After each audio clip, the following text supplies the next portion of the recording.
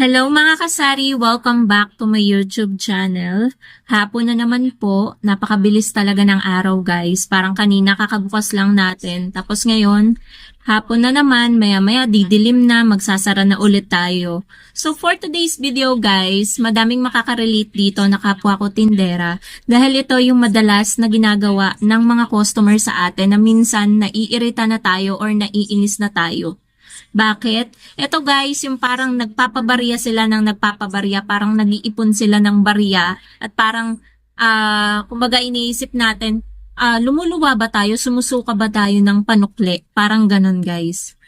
So hindi naman masamang magpabarya. Wag lang yung paulit-ulit at mayat-maya. So eto kasi guys, yung mga instances na nangyayari dito guys sa sari-sari store. For example, i-example ko na sa inyo guys.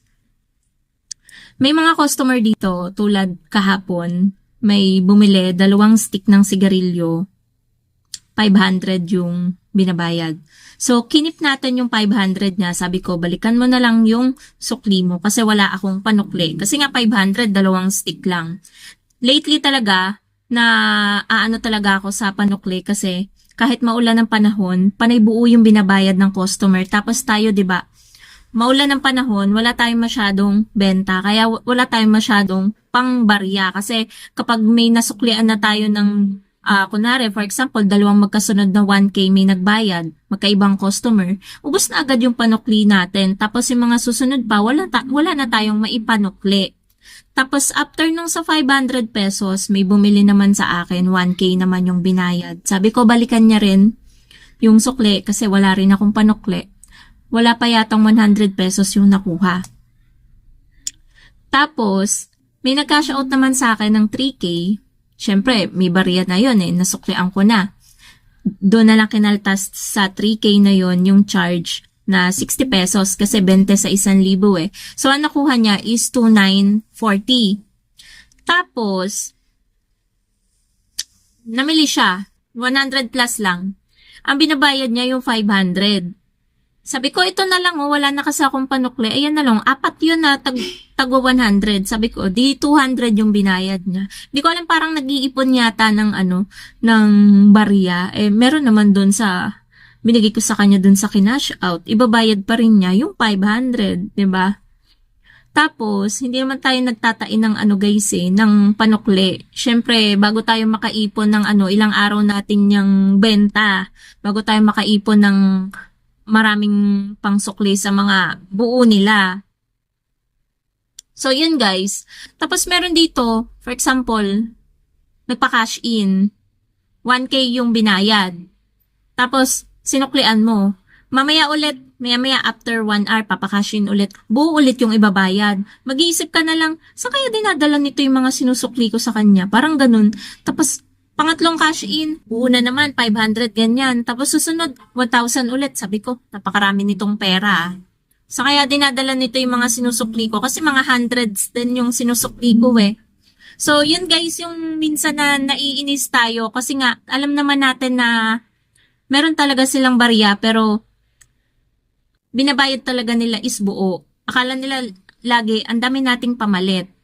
Meron ding mga instances guys na bubukas sila ng wallet nila. Lalaki to Makikita mo naman na may tagi 100, 50. Yung buo pa rin ang kukuhanin. Yung pa rin ang kahit magkano lang, wala pa 100 yung bibili nila. So yun lang guys yung nakakaiyamot, diba? Konting konsiderasyon naman sa tindera kasi ang hirap din minsan ng kapag may panukli naman kami or ako, talagang nagbabarya ako. Pero kapag alam kong wala akong panukli, sasabihin ko yan sa customer, balikan mo na lang yung sukli mo or sabihin ko wala akong pamalit aalis na lang. Pero kapag alam nila na meron akong panukli, wala na akong sali-salita. Kuha ko 1,000, kuha ko 500, papalitan ko kagad. Ang nakakainis nga lang talaga, parang sinasadya na talaga minsan ng ibang customer na mayat maya kada bili, buo. Tapos meron din naman guys, akala nila palitan ka ng mga dito magtatakbuhan. Papalit ako ng 1,000, papalit ako 500, namimili pa sila, papalit ako tagi 100. 'Di ba? Tayo naman, kailangan din naman natin ng 'di ba? Kaya minsan guys, hindi naman sa pagdadamot. Kasi minsan for example, 1K, papalit naman ako kahit dalawang 500 lang. Alam ko naman sa sarili ko na dalawang 500 na lang talaga yung available ko. Ang hirap pa naman kapag naubusan tayo ng ng 500 pesos, lalo na kapag may 1K na nagbayad. Talagang mauubos yung hundreds mo kapag magsusukli ka. Kaya hindi ko guys pinalitan. Hindi yun sa pagdadamot. Nag-iisip lang ako guys. Syempre, unahin muna natin yung sarili natin bago ang iba. Kapag may extra naman tayo, nagpapalit ako guys. Walang problema sa akin. So, yun lang guys yung nakakainis din talaga sa Tatlong camel tayo. 3. Yung iba parang hindi pa naniniwala na wala kang pamalit. Ang dami pang kailangang i-explain sa kanila. Ayaw na lang pagkasabi mo na, ay wala akong pamalit dyan. Ako kailangan ko pa mag-explain ng madami. Wala akong pamalit dyan May dumating akong ahente, ganito yung binayaran ko. Dun, naibayad ko doon yung mga barya. Ganun guys yung ginagawa ko. Kasi merong mga nagpapapalit dito, hindi talaga naniniwala, ayaw nilang umalis, sasabihin, ikaw pa mawawalan. Parang ganun, ikaw pa mawalan. Syempre guys, nawawalan din naman tayo ng panukli. Hindi naman laging struggle is real talaga ako sa mga coins naman. Hanggang ngayon, ayan, kukunti yung coins natin. Ang madami sa akin is tagpipiso. Lagi ako nauubusan ng tag-10 at tagpa 5 pesos. Ang hirap guys kapag nauubusan din ng coins. Hindi mo talaga alam kung saan ka maghahagilap. So, ayun po mga kasari, nagbenta lang ako doon sa kapatid ko na bumili. Hindi naman masama na yung customer ay magpapalit ng buo nilang pera. Pero hindi naman yung maya't maya yung kakapalit mo lang. Tapos after 1 hour ay magpapapalit ulit. Kasi hindi naman tayo talaga sumusuka ng barya na pamalit sa pera nila. So, ayun guys, nagpapalit ako talaga kapag kailangan lalo ng customer. Pero syempre, kapag kailangan din natin at limited lang talaga yung pamalit natin, kinikip natin yan. Hindi tayo nagpapalit muna. Pero kapag madami talaga tayong pamalit, sige, go. Minsan nga ako pa yung nag-o-offer sa customer na, baka may, babayad ko lang to sa ahente ko mamaya, mauubos to. Baka, magpapapalit ka, ganito, ganyan.